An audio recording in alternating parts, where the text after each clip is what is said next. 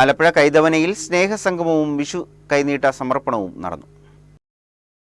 കൈതവന വാർഡിലെ മുതിർന്ന പൗരജനങ്ങളുടെ സ്നേഹസംഗമവും വിഷു കൈനീട്ട വിതരണവും കൈതവന NSS ഓഡിറ്റോറിയത്തിൽ വെച്ചാണ് സംഘടിപ്പിച്ചത്. മുൻ ആലപ്പുഴ നഗരസഭാ ചെയർപേഴ്സൺ സൗമ്യ രാജ് ഉദ്ഘാടനം ചെയ്തു.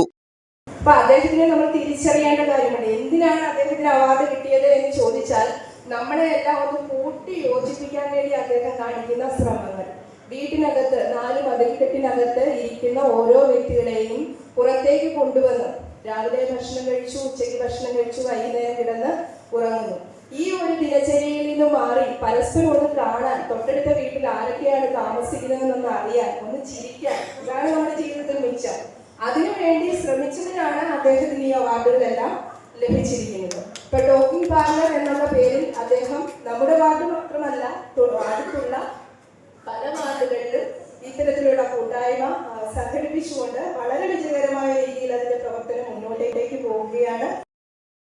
പ്രൊഫസർ സുകുമാരമേനോൻ വിഷു കൈനീട്ട വിതരണം നടത്തി. Professor Ravikumar, Chandradas, Kesavapillai, Manoj M, Arunkumar M, O Sreekumar, Thampachan, Prathapan, Prasanna Chithrakumar എന്നിവരും സംസാരിച്ചു. തുടർന്ന് പുന്നപ്ര ജ്യോതികുമാർ നയിച്ച നാടൻ പാട്ടും നാട്ടറിവുകളും എന്ന പരിപാടിയും നടന്നു.